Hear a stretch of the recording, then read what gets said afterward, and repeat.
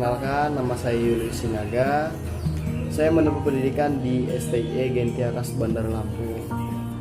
Kali ini saya akan menjawab pertanyaan dari Ibu Teresia Dian Kusumawati, SEMN. Soal yang pertama, jelaskan informasi pemasaran secara eksternal dan internal, dan juga berikan contohnya. Baik, saya akan menjawab pertanyaan. Yang pertama, informasi pemasaran internal itu adalah informasi yang dikumpulkan di dalam perusahaan.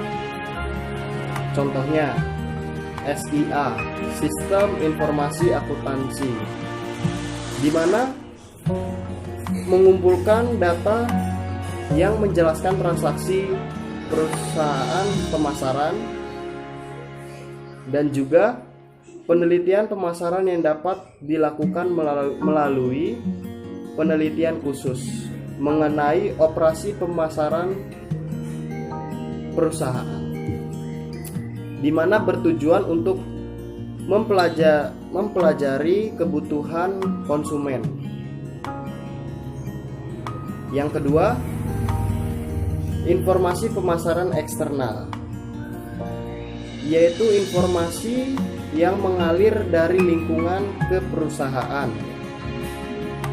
berupa intelijen pemasaran yang digunakan untuk mengumpulkan informasi yang berkaitan dengan operasi pemasaran dalam suatu perusahaan. Terima kasih. Jadi nanti baik, saya akan menjawab pertanyaan atau soal yang nomor 2. Soal yang nomor 2 yaitu jelaskan proses riset pemasaran dan berikan contohnya. Baik, saya akan menjawab. Yang pertama, proses riset pemasaran itu ada 6 bagian. Di mana yang pertama yaitu mendefinisikan masalah, alternatif keputusan, dan tujuan riset.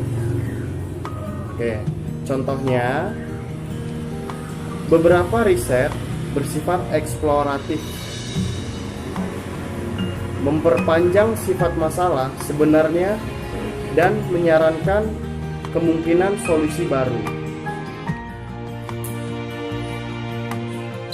Berusaha menghitung permintaan, kuasal, yaitu menguji hubungan sebab dan akibat dalam mendefinisikan masalah. Baik, lanjut nomor 2. Mengembangkan rencana riset. Nah, di sini untuk mengembangkan rencana riset, contohnya kita harus mengambil keputusan tentang sumber data, pendekatan riset, instrumen riset, dan rencana pengambilan sampel. Lanjut nomor 3, mengumpulkan informasi. Contoh mengumpulkan informasi, metode ini mengumpulkan data maju pesat berkat perkembangan teknologi komputer. Jadi di masa-masa sekarang inilah di mana komputer itu sangat dibutuhkan bagi setiap perusahaan maupun toko-toko kecil pun sudah memakai komputer untuk melakukan data-data atau mencari data-data pengeluaran dan penghasilan. Baik, lanjut lagi. Dan telekomunikasi, beberapa perusahaan riset telepon melakukan wawancara dari lokasi pusat menggunakan pewawancara profesional untuk membaca sekumpulan pertanyaan dari monitor. Nah, itu nomor 3. Lanjut ke nomor 4.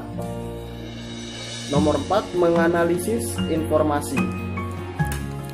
Menganalisis informasi, contohnya penyimpulan temuan dengan mentabulasikan data dan mengembangkan distribusi frekuensi.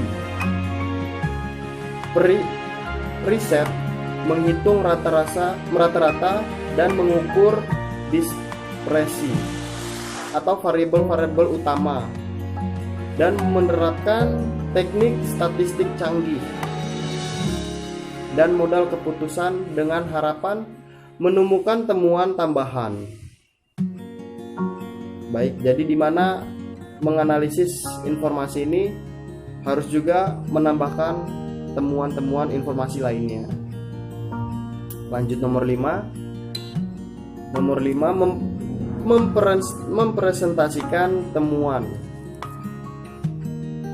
Mempresentasikan pertemuan, contohnya preset mempresentasikan temuan yang relevan dengan keputusan pemasaran utama yang dihadapi manajemen, yang juga harus mempertimbangkan cara untuk mempresentasikan temuan riset dalam cara yang dapat dipahami. Contohnya ya seperti kita harus secara detail menjelaskan bagaimana mempresentasikan temuan kita secara detail, teliti, supaya yang lain juga bisa jelas mendengarkan presentasi dari kita. Baik, lanjut ke nomor 6. Pengambilan keputusan. Pengambilan keputusan itu contohnya preset harus mempertimbangkan bukti. Jika kepercayaan mereka terhadap temuan rendah, mereka mungkin memutuskan menolak kesepakatan. Intinya, riset dan bukti yang kuat akan membantu pengambilan keputusan. Nah, di mana